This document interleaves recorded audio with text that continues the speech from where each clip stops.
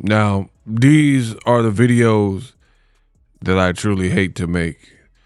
Anthony Joshua was just involved in a car crash, and it's not good, people.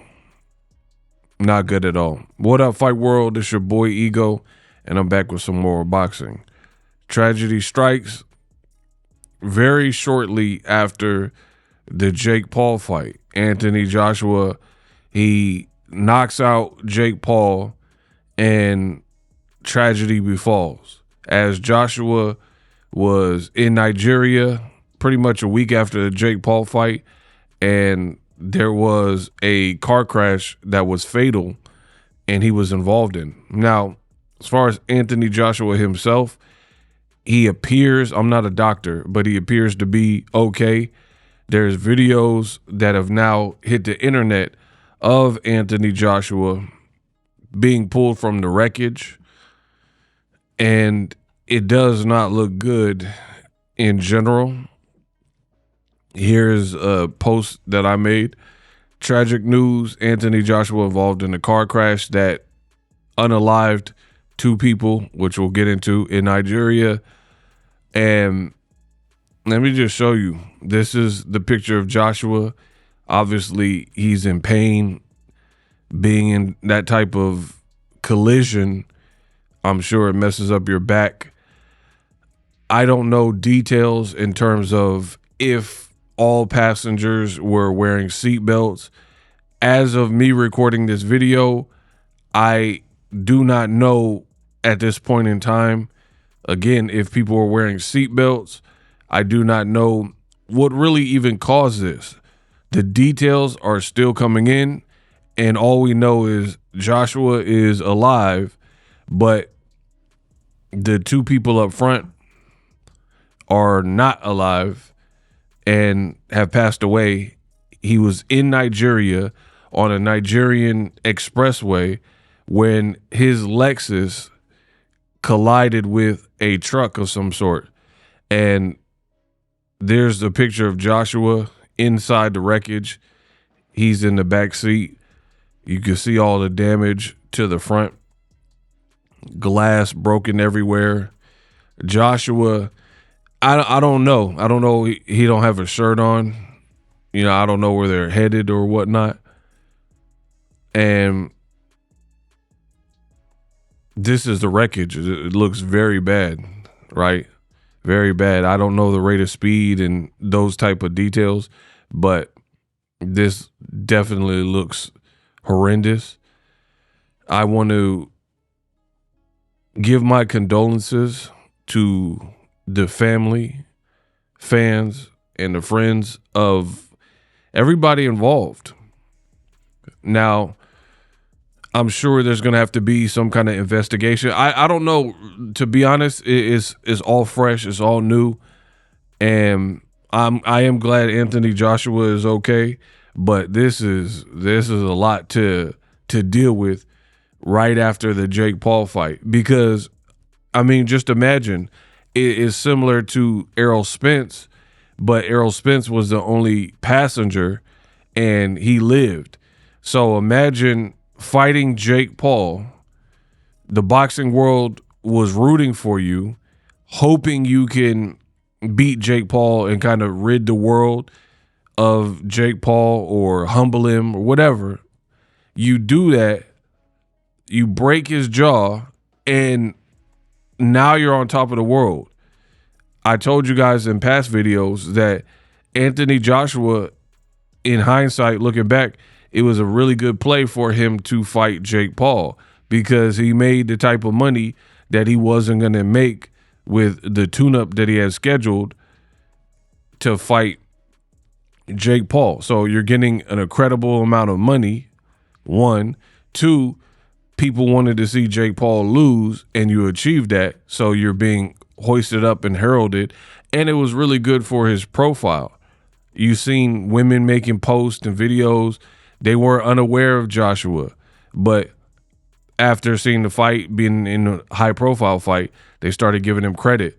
And just people and fans in America who were casuals and unfamiliar with the Joshua brand, they became more familiar with him because you were on Netflix. Almost everybody in America has Netflix. And then literally to come from that type of high to an accident that claims two of your teammates, two of the people on your team, you got to feel for the guy. This is truly terrible news that I woke up to. And I'm not Joshua's mentor. I'm not his father. But they were talking about him coming back to fight in, I think, February 2026. I think he should just take a good while off. And there's him right there. So I don't know if hopefully he doesn't have any long-term like injuries, career-changing injuries from this situation. But to me, it's not even just the physicality and the physical, because you can heal from the physical scars because it doesn't look like he's cut or blood was drawn. I don't know. But that doesn't mean internally he's not going through it. You dig?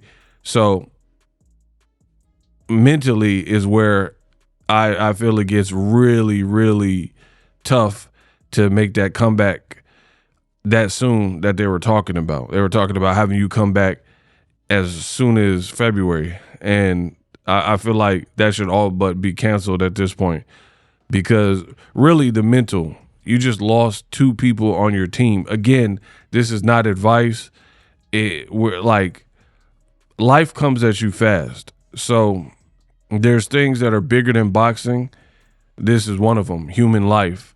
So for me, I don't want to make it too much about the boxing, because boxing is merely a competitive sport and entertainment, sports and entertainment.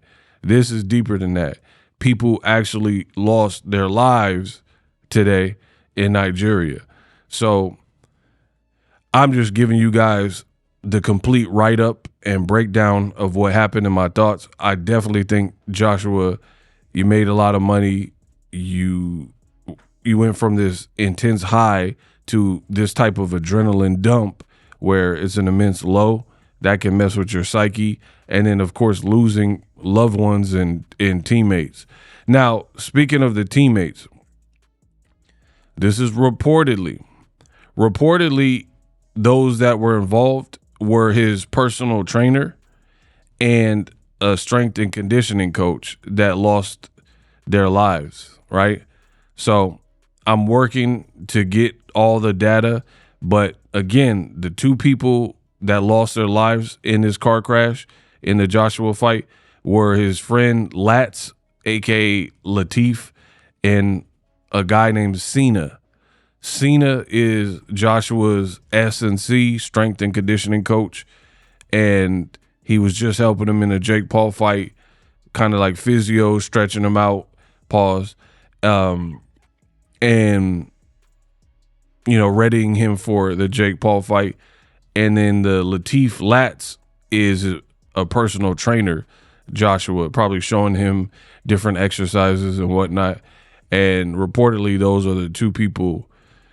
So this is Badu Jack in the middle, and this is the personal trainer that Latif Lats that they're saying was involved.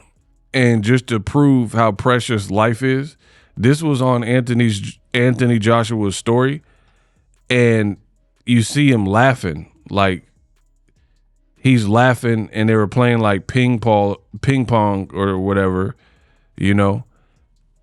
And this was hours before the tragic accident. So to go from this being wherever they're at, probably on vacation in Nigeria at this compound, and everybody's laughing. I mean, this is just tragic stuff. This is what tragedies are written about. Literally hours before, you're hanging out with your friend and somebody who works with you on your team to no longer having them. So rest in peace to Lats, Latif. And this is the strength and conditioning coach that was reportedly involved as well, Cena.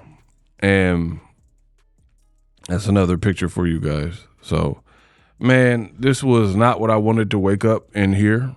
This is just horrible news. So make sure you guys show kindness, spread love and positivity Joshua's way, because at this particular point, I'm sure he can use all the prayers. Now, I've never been to Nigeria, but it looked like the medical response was definitely not the greatest. You see all the blood on the ground, and you got a million spectators, like people taking pictures, which again, in certain countries, I guess, I mean, it would be nice to have privacy in these moments, but in different countries, it's not always going to work like that. But the thing that was shocking is they pulled Joshua out the car, and they pulled him up, and instead of him being on a gurney, it looked like he had to like walk, and he was vertical and he was upright, and they kind of just helped him get into a car, which is crazy because here in America, if someone's involved in that type of accident with that type of damage, you have to worry about internal bleeding, blunt force trauma, whiplash, head injuries, brain swelling, back, potentially broken bone. Just because you can't see it doesn't mean it doesn't exist, right? But in Nigeria, it looked like the medical response was a bit lacking, and they didn't put him on a gurney and rush him to he did go to the hospital, but it looked like kind of chaos around it, and they're just pulling him out and he's standing up. I don't know. I'm not an EMT. I'm not a doctor, so I don't know if that is recommended, but I wouldn't imagine that you would have someone who survived, one of three people who survived, and you pull them out and they're vertical. I think they need to lie down or whatnot. So terrible, tragic news. And prayers go out to Joshua and the affected people. I'm sure more details will come about. Joshua probably won't speak about it for some time.